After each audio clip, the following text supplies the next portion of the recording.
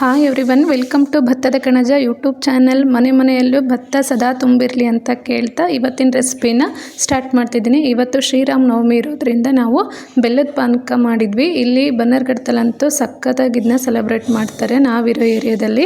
ಇದನ್ನು ಯಾವ ಥರ ಮಾಡೋದು ಮತ್ತು ಎಷ್ಟು ಈಸಿಯಾಗಿ ಮಾಡೋದು ಅಂತ ನಿಮಗೆ ಹೇಳ್ಕೊಡ್ತಿದ್ದೀನಿ. ತುಂಬಾ ಸಿಂಪಲ್ ಇಂಗ್ರೀಡಿಯೆಂಟ್ಸ್ ಇದಕ್ಕೆ ಬೇಕಾಗಿರ್ತಕ್ಕಂಥದ್ದು. ಪ್ರತಿ ಶ್ರೀರಾಮ ನವಮಿಲೂ ಈ ಸ್ವೀಟ್ನ ಕಂಪಲ್ಸರಿ ಮಾಡ್ತಾರೆ, ಬೆಲ್ಲದ ಪಾನಕನ. ಇದು ಕೆಲವೊಂದು ಕಡೆ ಮಾಡೋದೇ ಇಲ್ಲ, ಕೆಲವೊಂದು ಕಡೆ ಕಂಪಲ್ಸರಿ ಮಾಡ್ತಾರೆ. ಈ ಪಾನಕ ಮಾಡಲಿಕ್ಕೆ ತುಂಬಾ ಈಸಿ ಮತ್ತು ಸಿಂಪಲ್ ಇಂಗ್ರೀಡಿಯೆಂಟ್ಸು, ಮತ್ತು ಅಷ್ಟೇ ಟೇಸ್ಟ್ ಅಂತೂ ಸಖತ್ತಾಗಿರುತ್ತೆ. ಅಷ್ಟು ಸೂಪರಾಗಿರ್ತಕ್ಕಂಥ ಟೇಸ್ಟ್ ಇದು. ಇದನ್ನು ಯಾವ ಥರ ಮಾಡೋದಂತ ನೋಡೋಣ ಬನ್ನಿ. ನಾನಿಲ್ಲಿ ಬೆಲ್ಲನ ಕರಗಲಿಕ್ಕೆ ಇಟ್ಟಿದ್ದೆ. ಕರಗಾದ್ಮೇಲೆ ಈ ಥರ ಸೋಸ್ಕೊಂಡಿದ್ದೀನಿ.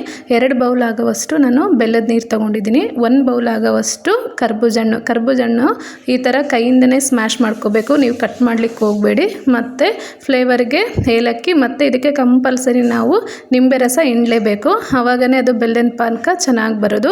ನೀವು ನಿಂಬೆಹಣ್ಣು ಹಿಂಡಲಿಲ್ಲಪ್ಪ ಅಂತಂದರೆ ಅದು ಪಾನಕನೇ ಅನಿಸ್ಕೊಳಲ್ಲ. ಸೊ ಹಂಗಾಗಿ ನೀವು ಕಂಪಲ್ಸರಿ ಬೆಲ್ಲದ ಪಾನಕ ಮಾಡಲಿಕ್ಕೆ ನಿಂಬೆಹಣ್ಣು ತೊಗೊಳ್ಳೇಬೇಕು. ನಿಂಬೆಹಣ್ಣು ಜೊತೆ ಏಲಕ್ಕಿ ಮತ್ತು ಕರ್ಬೂಜಣ್ಣು ಮತ್ತು ಬೆಲ್ಲದ ನೀರು. ಬೆಲ್ಲ ನೀವು ಸ್ವೀಟಿಗೆ ನೋಡಿ ತೊಗೊಳ್ಳಿ. ನಾನಿಲ್ಲಿ 2 ಕಪ್ ಆಗುವಷ್ಟು ಮಾಡ್ತಿದ್ದೀನಿ, ಹಂಗಾಗಿ 2 ಕಪ್ ಆಗುವಷ್ಟು ಬೆಲ್ಲದ ನೀರು ತೊಗೊಂಡಿದ್ದೀನಿ.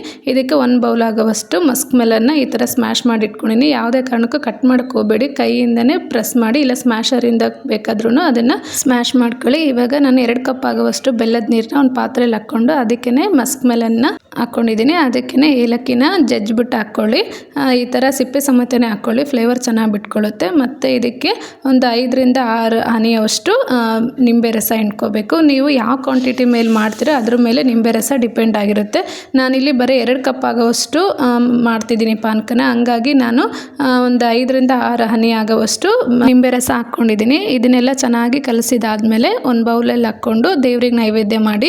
ಇದನ್ನು ಕಂಪಲ್ಸರಿ ಈ ಕಡೆ ನಾವಿರೋ ಏರಿಯಾ ಕಡೆ ಮತ್ತು ಬ್ಯಾಂಗ್ಳೂರು ಕಡೆ ಅಂತೂ ಸಿಕ್ಕಾಪಟ್ಟೆ ಸೆಲೆಬ್ರೇಟ್ ಮಾಡ್ತಾರೆ ರಾಮನವಮಿನ. ಎಲ್ಲ ರೋಡಲ್ಲಿ ಕೂಡ ಎಲ್ರಿಗೂ ಮಜ್ಜಿಗೆ, ಪಾನಕ, ಕೋಸಂಬರಿನ ಕೊಡ್ತಾರೆ. ಮತ್ತು ಇದ್ರ ಜೊತೆ ನೀವು ಏನಾದ್ರೂ ನೈವೇದ್ಯಕ್ಕೆ ಇಡಬೇಕಾದ್ರೆ ಒಂದು ತುಳಸಿ ದಳ ಹಾಕ್ಕೊಂಡು ನೈವೇದ್ಯ ಕೊಡಿ. ನೀವೇನಾದರೂ ಈ ಪಾನಕನ ಟೇಸ್ಟ್ ಮಾಡಿಲ್ಲಪ್ಪ ಅಂದರೆ ನಾನು ಹೇಳಿರ್ತಕ್ಕಂಥ ಮೆಥಡಲ್ಲಿ ಟ್ರೈ ಮಾಡಿ ಹೇಗೆ ಬಂತಂತ ಟೇಸ್ಟ್ ಮಾಡಿ ಹೇಳಿ. ಮತ್ತು ನನ್ನ ಚಾನಲ್ಗೆ ಸದಾ ಪ್ರೀತಿ ಹೀಗೆ ಇರಲಿ. ಹಾಗೆ ನನ್ನ ಚಾನಲ್ಗೆ ಲೈಕ್, ಶೇರ್ ಆ್ಯಂಡ್ ಸಬ್ಸ್ಕ್ರೈಬ್ ಆಗೋದನ್ನ ಮಿಸ್ ಮಾಡಬೇಡಿ. ಬೆಲ್ ಐಕನ್ ಕೂಡ ಪ್ರೆಸ್ ಮಾಡಿ. ನಾನು ಹಾಕಿರ್ತಕ್ಕಂಥ ಹೊಸ ವಿಡಿಯೋದು ನೋಟಿಫಿಕೇಷನ್ ನಿಮಗೆ ಫಸ್ಟ್ ಬರುತ್ತೆ. Thank you all.